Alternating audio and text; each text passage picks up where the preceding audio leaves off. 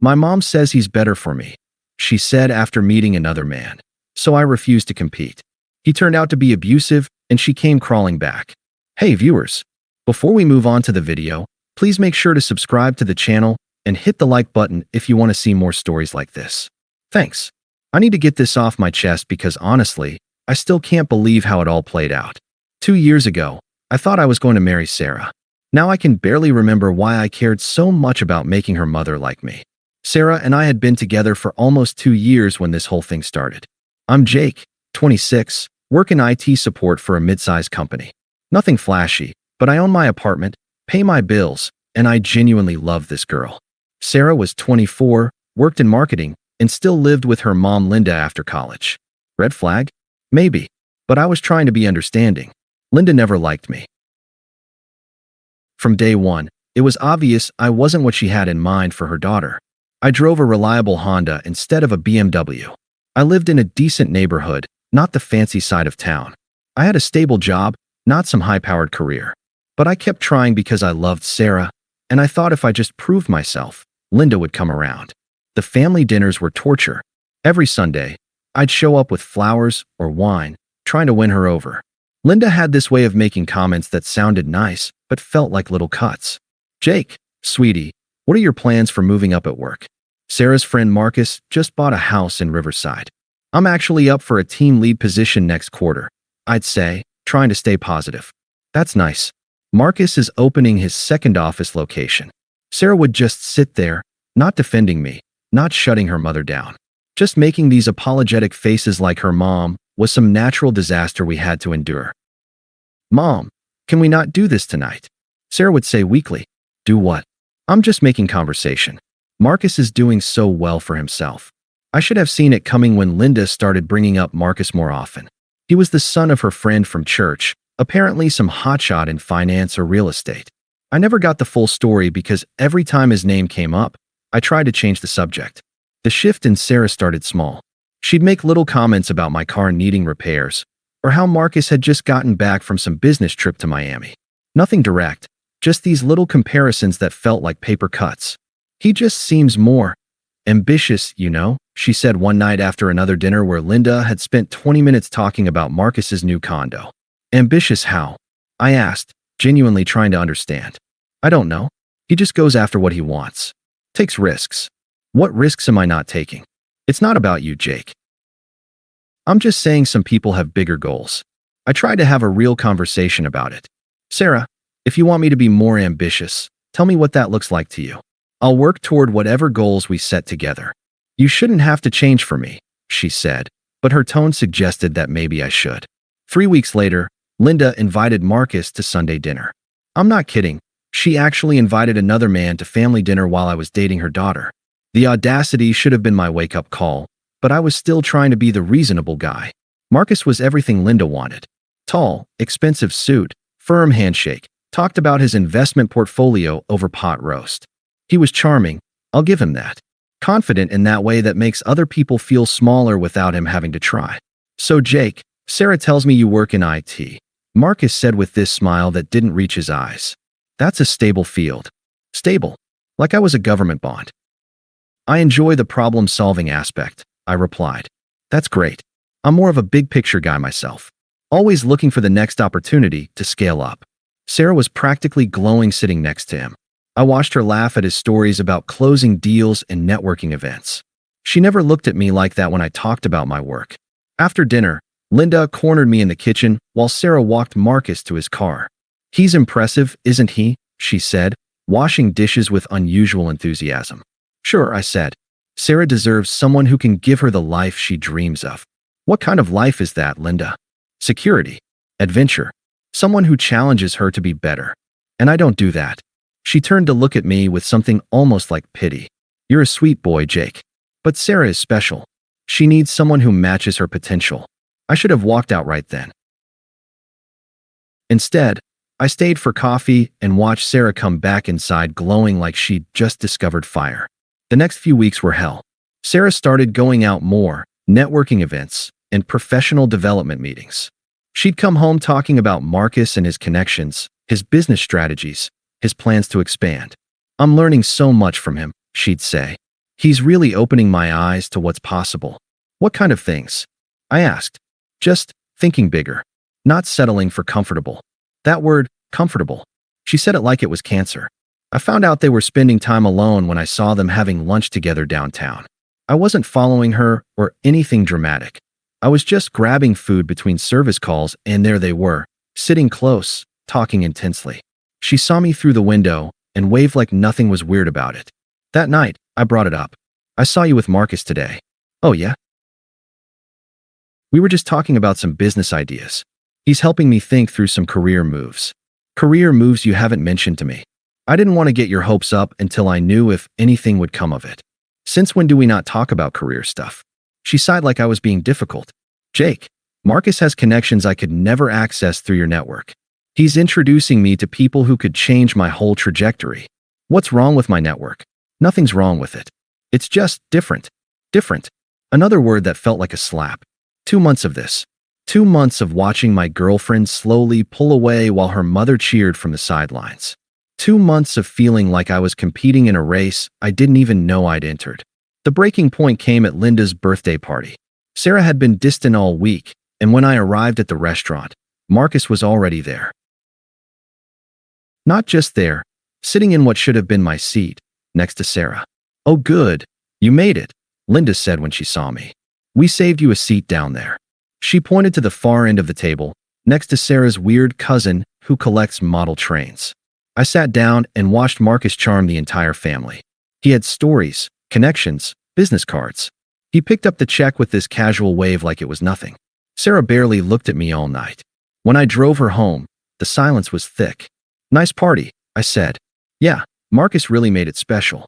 Marcus made your mother's birthday special.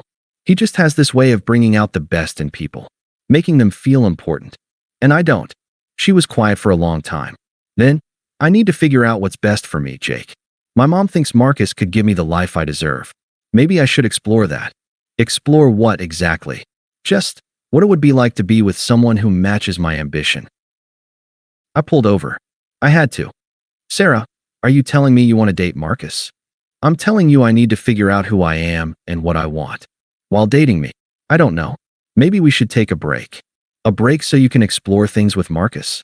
A break so I can explore things, period. I looked at her, really looked at her. This woman I'd loved for 2 years, who I'd bought a ring for that was sitting in my sock drawer, who I'd planned a future with. And she was asking for permission to cheat. I'm not going to fight someone for you, Sarah, I said quietly. Either you want to be with me or you don't. It's not that simple. It really is. You don't understand the pressure I'm under. My mom has opinions about everything, and Marcus is just, let me make this simple for you, I interrupted. You don't need a break to figure out if you want to be with me. You already know. She started crying then. That's not fair. What's not fair is stringing me along while you audition my replacement. That's not what this is. Then what is it? She couldn't answer. Or wouldn't. I drove her home in silence and walked her to the door like I always did. Take all the time you need to figure things out, I said. But I won't be waiting. Jake, good night, Sarah. A week later, she called. I've made my decision, she said without preamble. Okay. My mom says he's better for me. He has goals, ambition. You're just comfortable. I need someone who challenges me. There it was. Comfortable. The kiss of death. So 2 years means nothing because your mom found someone with a bigger paycheck? I asked. It's not about money. It's about potential. Marcus pushes me to be better. Better than what? Better than settling. And that's what you were doing with me? Settling. I don't want to hurt you, Jake. You're a good guy, but I need more than good. Then I hope you're happy with your choice, I said. That's it. You're not going to fight for us. You just told me there is no us. But what if I'm making a mistake? Then you'll figure that out. But I won't be your backup plan while you do. She hung up. The next few months were rough, not going to lie. Friends kept telling me to fight for her or show her what she's missing. But I was done performing for Sarah and her mother's approval. I focused on work, got that promotion, started going to the gym more, picked up some hobbies I'd neglected. Social media was torture at first. Sarah's Instagram was suddenly full of expensive restaurants, weekend trips, shopping bags from stores I couldn't pronounce. Marcus's arm around her at charity galas, his sports car, their couple selfies from Miami. The comments from Linda were the worst. So proud of my beautiful daughter and her amazing boyfriend, with heart emojis and tags for all her friends to see. I eventually unfollowed both of them.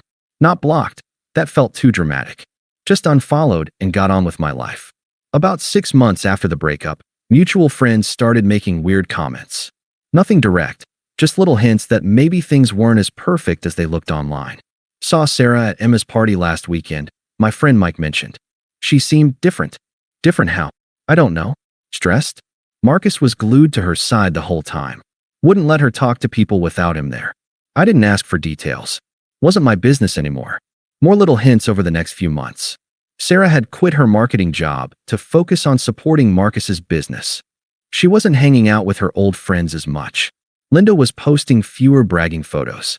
Then Emma called me directly. Jake, I need to tell you something, but you can't let Sarah know I called. What's wrong? I think Marcus is hitting her. My stomach dropped. What do you mean you think? She showed up to my house yesterday with bruises on her arms. Said she fell downstairs, but Jake, it looked like finger marks. Did you ask her directly? She shut down the second I brought it up. Started making excuses and left. She's not allowed to have friends over anymore, apparently. Marcus thinks we're bad influences. Have you talked to Linda? Linda finally sees what Marcus really is, but she's too proud to admit she was wrong. She keeps making excuses for him. I felt sick. Whatever Sarah had done to me, I never wanted this for her. What can I do? I asked. I don't know. Maybe nothing. She made her choice. But I thought you should know. I thought about reaching out. Wrote a dozen texts I never sent. What was I supposed to say? I told you so, wasn't going to help her, and I genuinely didn't know if my contact would make things worse for her. The decision was made for me when she started trying to reconnect. It started small. She liked a few of my Instagram posts. Then she started viewing my LinkedIn profile weekly. Then mutual friends mentioned she'd been asking about me. The first text came on a Tuesday. Hey, how are you? I waited a few hours before responding. I'm well. Hope you are too. Can we talk sometime? About what? I made a huge mistake. I see that now. Can we meet for coffee? I stared at that message for a long time.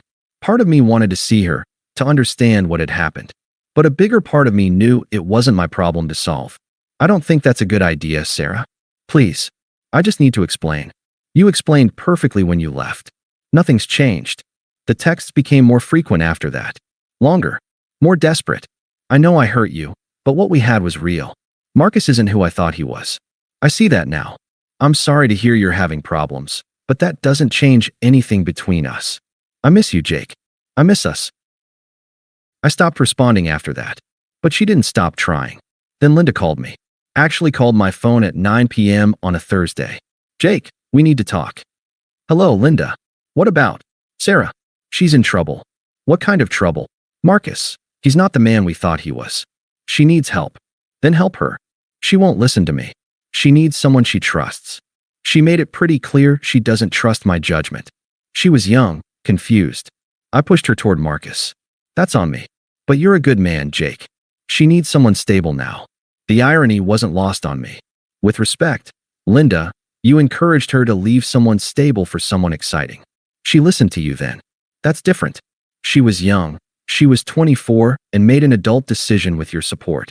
I'm respecting that decision. You're really going to let pride get in the way of helping someone you loved? This isn't about pride. It's about accepting that some choices have consequences. Linda hung up on me. The calls and texts escalated after that. Sarah sent paragraphs about how sorry she was, how she'd learned her lesson, how she wanted to make things right. I read them all, but rarely responded. Then she showed up at my apartment. I was coming home from the gym when I found her sitting on my steps. She looked thin, tired. Nothing like the glowing woman from those Instagram posts. We need to talk, she said, standing up. No, we don't. Jake, please. I know I hurt you, but what we had was real. I see that now. What we had ended when you chose to explore other options. That's not fair. I was confused. My mom was pressuring me. The same way you're pressuring me now? This is different. I made a mistake. A huge mistake. Marcus isn't who he pretended to be. I'm sorry that happened to you. Are you? Because you don't seem sorry at all. I looked at her then, really looked at her. The desperation in her eyes, the way she was holding herself. This wasn't the confident woman who'd told me I was too comfortable. This was someone who'd gotten everything she thought she wanted and found out it was poison. I am sorry you're hurting, I said carefully. But that doesn't mean we have anything to discuss. So you're just done? 2 years meant nothing to you. 2 years meant everything to me. That's why it hurt so much when you threw it away. I didn't throw it away. I made a mistake. You made a choice. With full information about what you were giving up. She started crying then. I can't go back to him, Jake. I tried to leave and he threatened me. My chest tightened. Sarah, if you're in danger, you need to call the police. Or go to a shelter. There are resources. I don't want resources. I want you. That's not how this works. Why are you being so cold? I'm not being cold. I'm being realistic. The Jake I knew would have helped me. The Jake you knew would have done anything for you. You remember him? The one who wasn't ambitious enough. She flinched. That was wrong of me to say. It was honest. You meant it then, and meaning it was your right. But I took you at your word. People change, Jake. I've changed. Good for you. I hope that works out. That's it. That's it. She stood there for another minute, maybe hoping I'd change my mind. When I didn't, she walked away. The final encounter happened 8 months later, completely by accident. I was at a coffee shop near my office, waiting for my order, when I heard someone say my name. Sarah was standing behind me in line. She looked better than she had at my apartment. Healthier, less desperate. But there was something hollow in her eyes. Hi, she said. Hi. You look good. Thanks. You too. Awkward silence. Then, can we sit for a minute? Just to talk. I almost said no, but something made me nod toward a corner table. How are you? She asked once we sat down. I'm doing well. You? Better. I left Marcus. For real this time. Good for you. I'm living with Emma while I figure things out. That's nice of her. More silence. Then she leaned forward. Can't we try again? I've changed. I've learned from my mistakes. I studied her face. You said I wasn't ambitious enough for you. That I was just comfortable. What's changed? I realize now that comfortable isn't bad. That stability matters more than excitement. So now I'm good enough because your other option didn't work out? That's not. Like you said, you need someone who challenges you. I'm just comfortable, remember? She stared at me. You're really going to throw my words back at me? I'm not throwing anything. I'm reminding you of who you said you were and what you said you needed. I was wrong. Maybe. Or maybe you were right then and you're wrong now. Either way, it doesn't matter. Why doesn't it matter? Because I don't want to be anyone's second choice. I don't want to be the safe option you settle for after excitement doesn't work out. That's not what this is. It's exactly what this is. You're here because Marcus showed you who he really was, not because you suddenly realized who I really was. Her face crumpled a little. So there's nothing I can do? Nothing I can say. There's plenty you can say. Just not to me. I don't understand. You can tell the next guy you date that you learn to appreciate reliability, that you won't take loyalty for granted, that you understand the difference between being challenged and being controlled. And you? I already learned what I needed to learn, which is that I was right not to compete for you. That self-respect matters more than being wanted by someone who doesn't value what you offer. She sat back in her chair, really seeing me for maybe the first time in our entire conversation. You're different, she said quietly. No, I'm not. I'm exactly who I always was. You just never saw it clearly. And now it doesn't matter what you see. I stood up then. I hope you figure out what you're looking for, Sarah. I really do. But it's not me. Jake, take care of yourself. I walked away without looking back. She didn't follow. 6 months later, I heard she'd started dating someone new. A teacher, according to Emma. Nice guy, stable job, treats her well. I hope it works out for her. As for me, I met someone 3 months ago.